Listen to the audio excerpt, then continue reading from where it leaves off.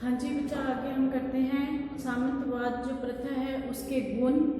सामंतवाद प्रथा, जैसे कि आपको मैंने बताया है कि ये मध्यकालीन यूरोप की एक शक्तिशाली संस्था थी और इसके यूरोपीय समाज पर दूरगामी प्रभाव पड़े थे।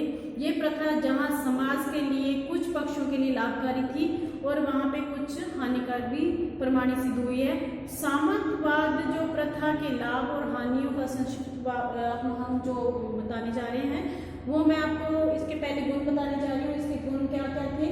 जो पहला है, जो कानून एवं व्यवस्था की स्थापना।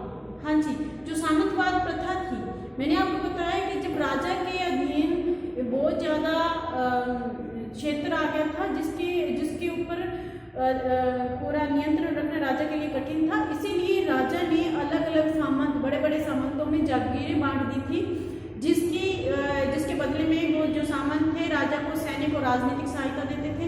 ठीक है, और यही सामंत आगे उसी जागीर के अलग छोटे छोटे टुकड़े करके किसानों में बांट देते थे और किसान आगे नाइटों में बांट देते थे।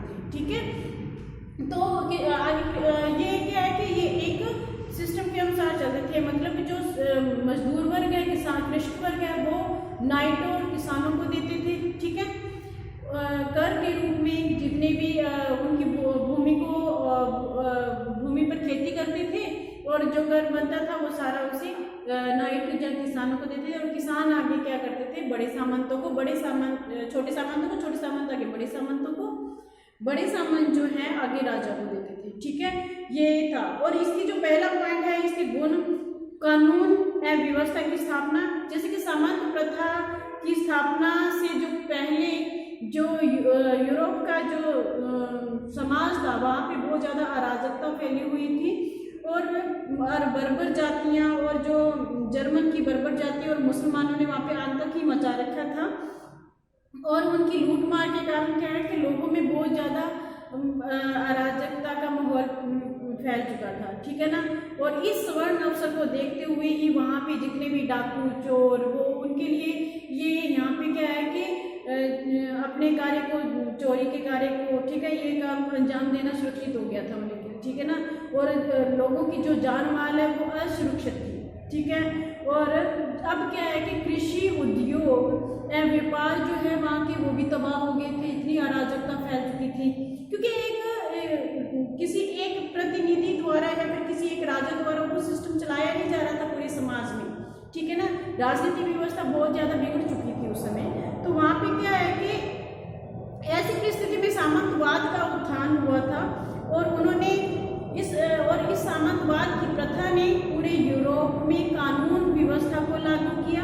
ठीक है, और यहाँ पे एक शांति स्थापित करने में भी खूब योगदान दिया उन्होंने। ठीक है ना, जो शांति भी वहाँ पे स्थापित की और सामंतों के सहयोग से शासक अपने राज्य को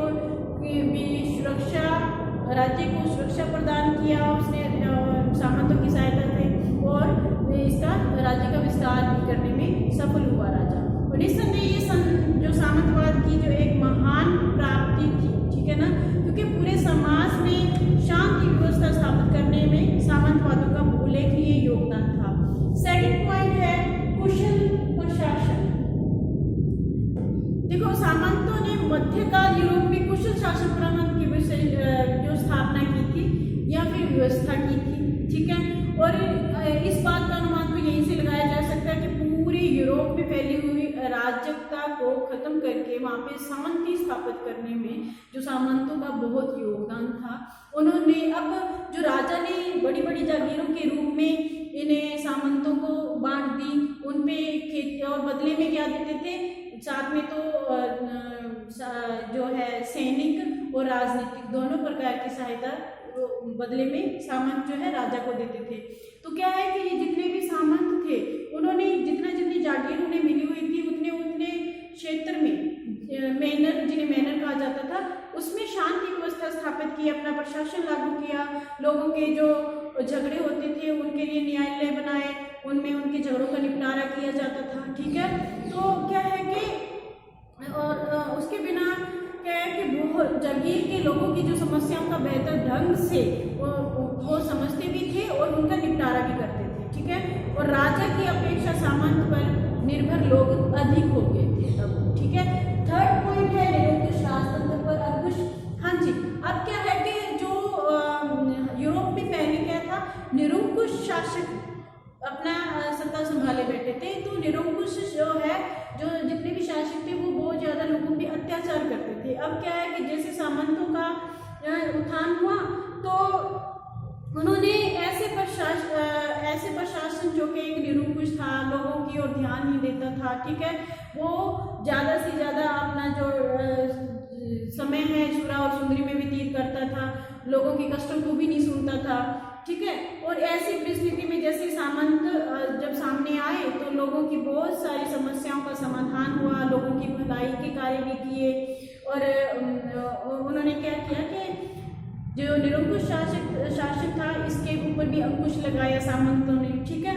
और ये एक सामंतवाद की एक महान उपलब्धि भी थी, ठीक है। चौथा पॉइंट आ जाता है इसका, शूरवीरता को प्रोत्साहन। हाँ जी, जो है सामंतवाद वो शूरवीर थे, ठीक है, युद्धों में भी वो अपना विशेष बल दिखाते थे, ठीक है।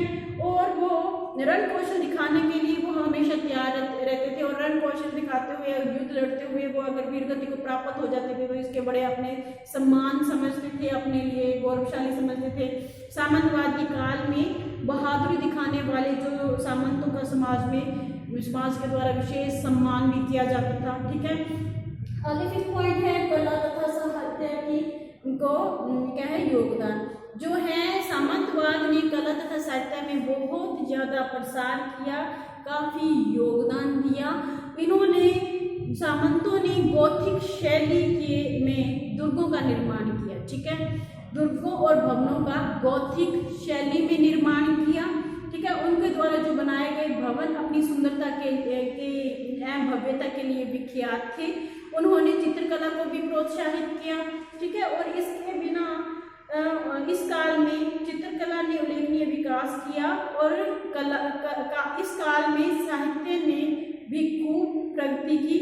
और इस काल में जिस साहित्य की रचना की गई उसका प्रमुख विषय युद्ध और प्रेम था, ठीक है ना।